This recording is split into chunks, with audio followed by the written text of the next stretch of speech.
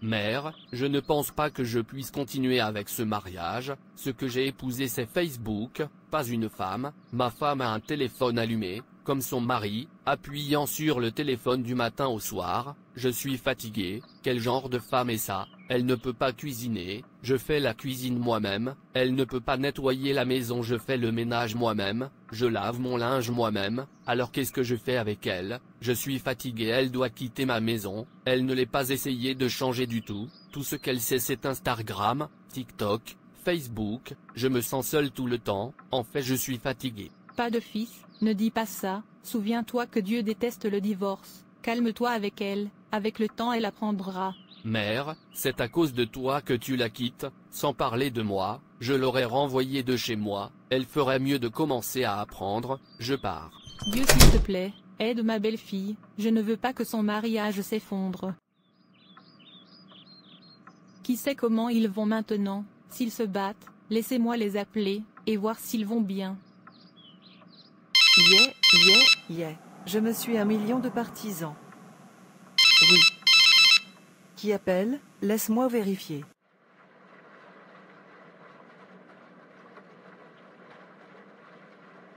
Cette femme encore, ce qui est tout cela, s'il n'est pas sœur Allo, ce sera la mère Allo. Ne savent-ils pas leur fils est marié? Pourquoi ils appellent tout le temps? Absurdité. Bonjour, maman, je ne veux pas être impoli, mais je pense que j'en ai marre. Ne pouvez-vous pas comprendre ça? Peter est maintenant marié? Avec tout le respect que je vous dois, vous devriez le laisser faire, donnez-lui un peu d'espace. Cher, qu'est-ce qui ne va pas? Je t'ai entendu appeler, qui est-elle appelant? Oh, et ma mère. Que s'est-il passé? A-t-elle dit quelque chose de mal? Non, elle ne l'a pas fait, c'est juste que j'en ai marre de sans cesse. J'ai appelé ta ligne, il y a quelques heures, c'était ta sœur, avant que nous partions travailler le matin, c'était ton père. Pourquoi peux-tu nous laisser seuls pour vivre une autre? Te laisser seul? Et comment oses-tu me raccrocher au nez? D'accord, puisque vous n'avez pas demandé pourquoi j'ai appelé, je vous le ferai savoir. J'ai appelé pour vérifier si vous alliez bien, parce que j'étais dans votre voisinage, rien de plus. Je vous ai appelé d'abord, mais quand vous n'avez pas décroché votre téléphone, j'ai appelé votre mari. Eh bien, je suis désolé si vous vous sentez dérangé par notre appel, mais je pense qu'il est temps que vous sachiez pourquoi. Tu vois, mon cher, nous t'aimons tous, et ton mari t'aime tellement, mais il en a marre de ton attitude. Tu manques de compétences ménagères de base, tu ne sais ni comment cuisiner, ni comment rendre la maison habitable. Depuis que vous vous êtes mariés, votre mari fait seul la cuisine et la lessive, il range votre garde-robe et fait les courses pour vous, pendant que vous appréciez lire des romans et bavarder avec vos amis sur les réseaux sociaux. Vous n'êtes pas accueillant, votre mari se sent seul, même lorsque vous êtes ensemble, parce que vous préférez la compagnie de votre téléphone à la sienne.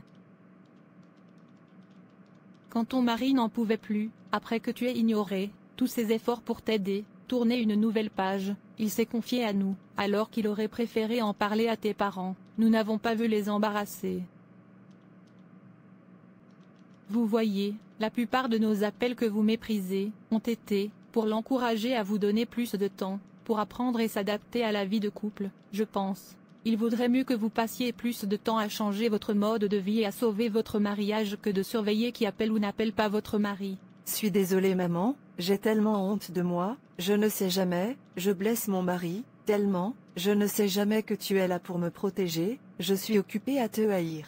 Vous êtes les bienvenus, je serai dans la cuisine, venez me rejoindre. Cher, je suis désolée de ne pas vous avoir pris au sérieux. Quand j'étais jeune, mon père ne m'a jamais autorisé à entrer dans la cuisine, il voit ça comme une distraction d'être ambitieux et intelligent. Tout ce que mon père voulait, c'était que je fasse mes études, je suis pas autorisée à faire des travaux ménagers, s'il vous plaît, je suis désolée, je promets de changer pour le mieux.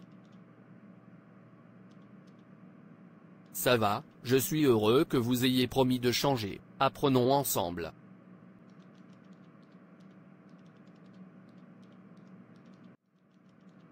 Votre rêve pour vos enfants d'avoir de bons et heureux mariages ne se produira pas par accident. Vous devez les préparer avec diligence à devenir des conjoints idéaux, en raison de l'impacté. Le mariage central peut être pour le bien-être général d'un individu. Préparer les enfants pour leur vie conjugale est un devoir que les parents doivent assumer avec toute la gravité.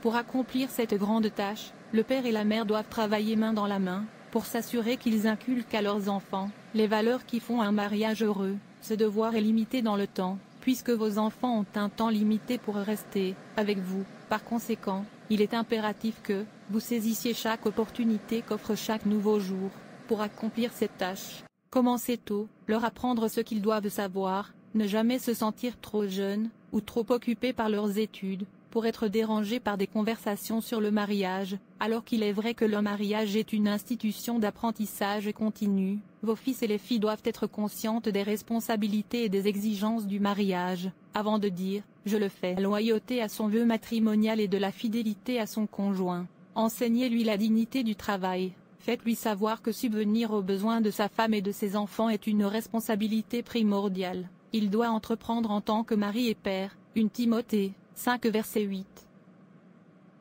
Enseignez-lui comment protéger et défendre sa femme et ses enfants. Il doit aimer sa maison et faire des sacrifices pour leur santé et leur bonheur. Éphésiens 5 verset 25. Aussi, enseignez-lui les compétences ménagères. Comment il peut aider sa femme dans leurs affaires domestiques et montrez-lui des moyens pratiques de gagner son amour et sa soumission sans fin. Merci, je vais essayer de les mettre en pratique. De rien. Dans la même veine, une mère chrétienne devrait former sa fille à devenir une épouse idéale, lui apprendre l'importance de la communication, du respect mutuel et de l'altruisme, dans le mariage, illustrer l'essence de la tolérance et de l'hospitalité, dans votre maison, et montrer ses façons pratiques d'aimer son mari, ses enfants et sa belle famille. Enseignez-lui les compétences ménagères, l'hygiène personnelle et comment se faire charmante auprès de son mari, pendant que vous enseignez par des mots. N'oubliez pas de le concrétiser, avec un exemple correspondant de votre relation avec son père. Laissez-lui voir votre amour, soumission et soutien à votre mari. Cela créera une impression durable de la façon dont elle devrait se rapporter avec son conjoint, dans son subconscient. Laissez vos actions, en tant que femme, parler plus fort que vos paroles, en tant que mère. Titus 2 versets 4 à 5. Dieu nous aidera comme nous le faisons. Merci, je vais m'assurer de les mettre en pratique. Tu es la bienvenue. Formez vos enfants à la façon dont ils devraient grandir. Merci d'avoir regardé. S'il vous plaît, abonnez-vous, aimez et partagez. Que Dieu te bénisse. Et souviens-toi, Jésus t'aime vraiment.